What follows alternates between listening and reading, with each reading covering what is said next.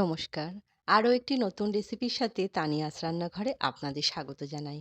আজকে আমি দুটি খুবই সাদামাটা খাবার থালির আয়োজন আপনাদের সাথে শেয়ার করতে চলেছি।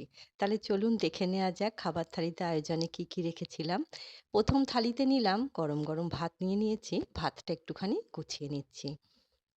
ভাতটা গুছিয়ে নেওয়া হয়ে গেছে। নিচ্ছি একটা কাঁচা লঙ্কা, সামান্য একটুখানি নুন নেব, নিচ্ছি দু টুকরো শসা, এক টুকরো পেঁয়াজ আর দু টুকরো টমেটো। করেছিলাম কুমড়ো ভাতে, কুমড়ো সেদ্ধ করে কাঁচা লঙ্কা দিয়ে, কাঁচা সর্ষের তেল আর নুন দিয়ে মেখেছি। আলু সেদ্ধ করে সেটাও নুন দিয়ে, কাঁচা লঙ্কা দিয়ে, সর্ষের তেল দিয়ে মাখা হয়েছে। আর করেছিলাম ডাল মাখা। এটা কালকের মুসুরির ডাল, সেটাকেই কিন্তু পেঁয়াজ ভেজে আর শুকনো লঙ্কা ভেজে মেখেছি। নিলাম বেগুন ভাজা, এক পিস মাছ ভাজা আর ডিম সেদ্ধ। আর একটু পাতিলেবু নিলাম যদি লাগে। আর যেহেতু ভাত গরম আছে, একটুখানি ঘিও নিচ্ছি। আর ১ গ্লাস জল তো আছেই। এই সাদামাটা দুপুরের আয়োজন আপনাদের কেমন লাগলো? ছোট্ট একটা কমেন্ট করে অবশ্যই জানাবেন। দ্বিতীয় থালিতে নিচ্ছি, সেখানেও গরম গরম ভাত নিচ্ছি।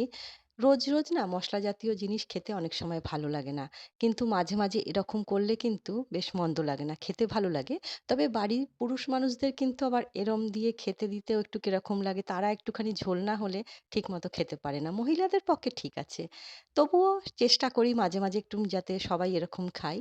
ভাতটা দেখুন গুছিয়ে নেওয়া হয়ে গেছে। একটা নিলাম কাঁচা লঙ্কা, সামান্য একটুখানি নুন নিচ্ছি। আর করেছিলাম তেল উচ্ছে, এটাকে উচ্ছের চচ্চড়িও অনেকে বলে থাকেন। এইটা কিন্তু খেতে বেশ ভালো লাগে। নুন হলুদ দেয়া হয় শুধু, আর সর্ষের তেল তো আছেই। রেসিপিটা কিন্তু খুব সুন্দর। আর করেছিলাম আলু সেদ্ধ মাখা, আলু সেদ্ধ করে পেঁয়াজ ভেজে, শুকনো লঙ্কা ভেজে আলু সেদ্ধটা মেখেছি, সেটা নিলাম। আর করেছিলাম বিউলির ডাল। ডালটা আমি আগেই একটুখানি আদা দিয়ে আর মৌরি দিয়ে সেদ্ধ করে নিই। তারপরে হিং আর শুকনো লঙ্কা ফোড়নে দিয়ে কিন্তু ডালটা সম্বাদ দিয়ে নিই।